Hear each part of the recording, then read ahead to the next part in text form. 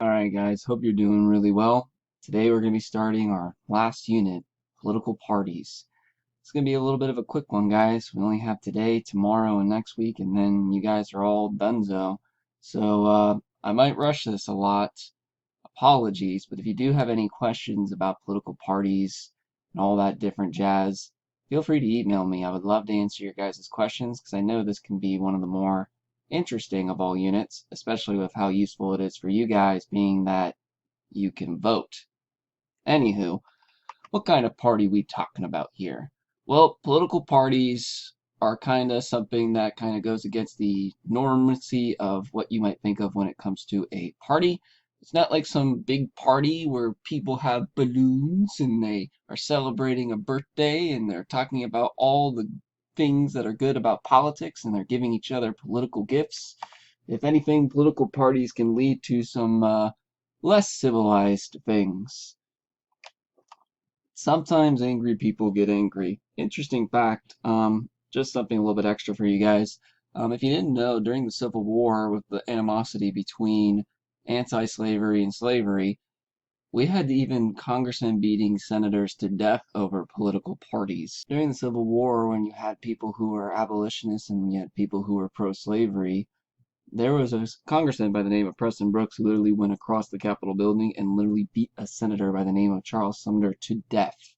And he died. It's crazy to think, but not too crazy if you think how crazy politics gets nowadays when it comes to people's viewpoints and stuff. But anywho, so what is a political party in short summary?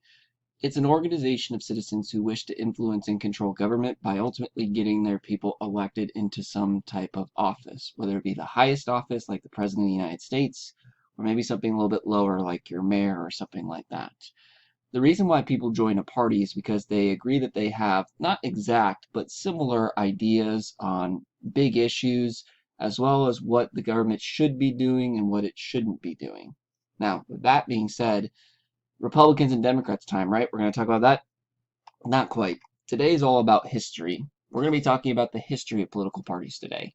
Um, Now, when it comes to like the start of political parties, like most things in government, we should always reference the Constitution.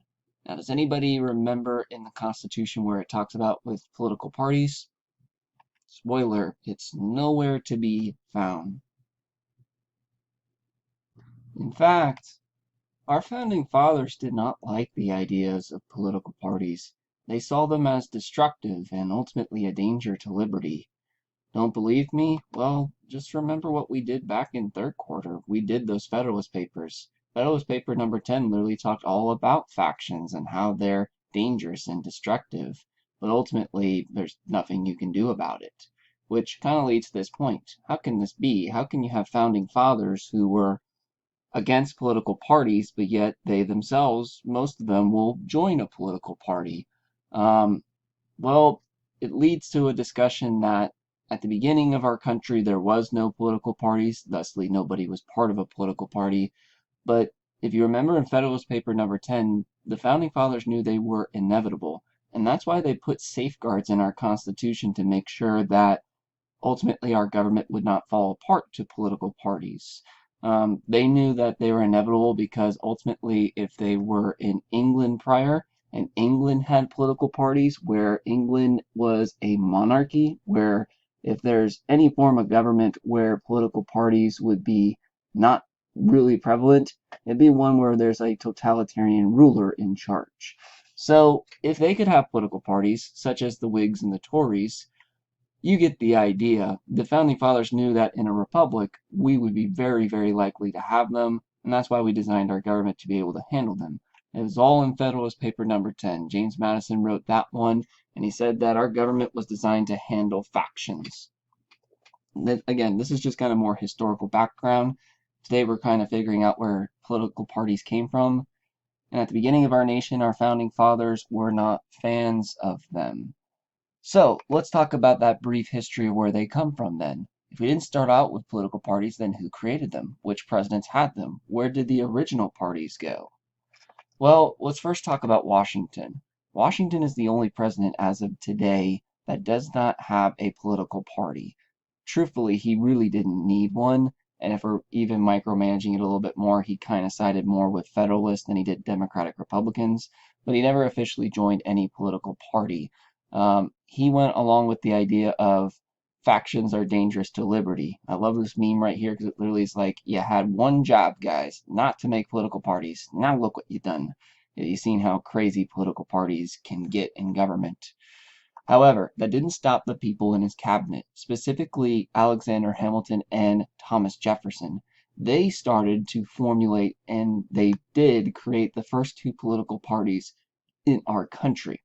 You had Alexander Hamilton, who was the founder of the Federalists, and then you had Thomas Jefferson, who was the founder of the Democratic Republicans. Now, when it comes to the Federalists, yeah, they get their name from the same Federalists who made those Federalist Papers.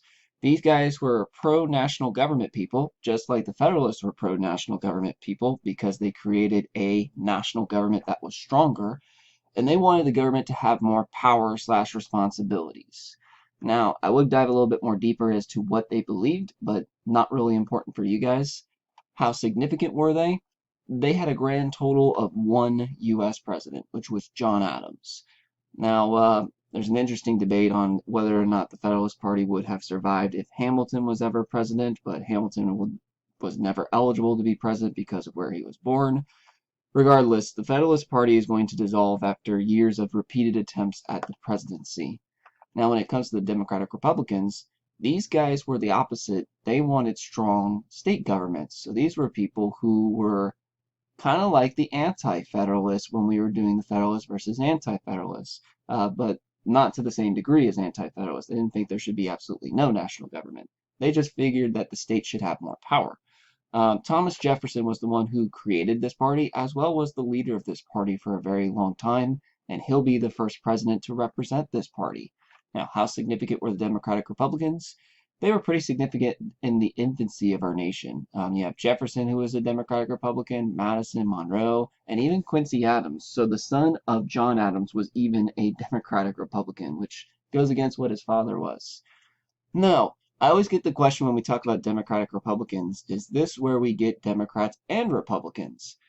Now, truth be told, the Democratic Republican Party is going to split in the 1830s because of Andrew Jackson, but they're not going to be the one that creates the Republicans. That's something from slavery a little bit down the timeline. But this does lead to the creation of the Democrat Party. So in summary, our first two political parties in our country were the Federalists and the Democratic Republicans. Now let's move on to our next two political parties. You had the Whigs and you had the Democrats. So between the years of like 1829 to 1861, the United States is going to see a period where you see Democrats as presidents and you see Whigs as presidents. Now the Whigs, they were formed as a retaliation of the rise of Andrew Jackson in politics in the United States. I would have loved to have given you a huge discussion about the impact of Andrew Jackson, but just take my word for it. Andrew Jackson is on the $20 bill for a reason. This party was created because they were against Andrew Jackson. They were pro-national government guys, and Andrew Jackson was not. Notable Whigs, you had 4 presidents who will be Whigs, although, to be fair, they don't last in the White House very long. William Henry Harrison dying in a month, Zachary Taylor dying in a year, and then 2 vice presidents who take over. You get the idea. Now, the Democrats at that point, these parties sees a lot more success. It starts with Andrew Jackson, and Andrew Jackson's ability to promote the common man as president really changed the dynamics of how politics would run and changed the way how our country would look forever. Just a couple things that Jackson, since we don't really have the time for it, I mean, he's the one who came up with the spoil system. He's the one who did the regular vetoes. He destroyed the Second Bank of the United States, Trail of Tears, so much different stuff Jackson did. Now, the question is, though, are these the same Democrats you see today? Yes and no. Do they have the same beliefs as Andrew Jackson Democrats? No, because Democrats today don't believe in slavery, obviously. But it is the same party if you're tracing it from, like, the family tree. So this is where the Democrats start. Now, the notable Democrats until the year 1861, that year is very important. Why? Civil War. Thank you. So you have Andrew Jackson, Van Buren, Polk, Pierce, and Buchanan. Now, the Whigs are going to dissolve after years of repeated attempts at failure at the presidency, but also because of the rise of this next major player in the political party game, the Republicans. Now, during the 1840s, 50s, and 60s, the abolitionist movement, which is the movement to abolish slavery, think abolition, uh, that rose in our nation, and a party formed out from that as a response to that. So the Republican Party started as the party that was against slavery, and they started seeing like actual like wins in the 1850s, and then obviously they get the big one with Abraham Lincoln being their first president. Now, the question is, are these the same Republicans you know today? Same thing as the Democrats. It's a yes and no. If we're following the family tree, then yes, this is where your Republican Party starts, Abraham Lincoln. But during this time period, the Republicans were pro-national government people. The Republican Party today is pro-state governments. So it's kind of interesting. Now, when it comes to the Republican Party, we'll get into the details of both the Republicans and Democrats and what they believe today later, but I did want to point out that the Civil War changed politics in the United States for a long time. Case in point, Civil War's over, South loses. You have one party that was against slavery, you have one party that was for slavery. The one for slavery was the Democrats. Do you think the Democrats are going to be really popular after the Civil War, considering they were for slavery and kind of almost started the war? Take a look between the Civil War till World War I. These are how many Republican presidents you're going to see. These are how many Democrat presidents you're going to see. And I mean, look at it from this way. I mean, Andrew Johnson changed his party, so it's like, does that really count? Grover Cleveland is the same person twice. It's just he was two non-consecutive terms. Then you got Woodrow Wilson. You're going to see a ton of Republican presidents between the Civil War and World War I because the Democrats have to paint a new image of we no longer are the party for slavery. To be fair, the Democrats, I think, did a pretty good job considering they were the first party to elect an African American president. But anywho, that sets the stage for our two major political parties today. So we start with the Federalists and the Democratic Republicans. We had a period where we had the Whigs and the Democrats. And then because of that Civil War situation, we now have the Democrats and the Republicans. That's where our country gets its political parties, at least its two major political parties today. Republicans owe their roots to an Abraham Lincoln.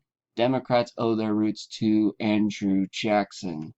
Anywho, that's it for history of political parties today. Make sure you guys do the worksheet and turn it in at turnitin.com. Otherwise, take care, guys.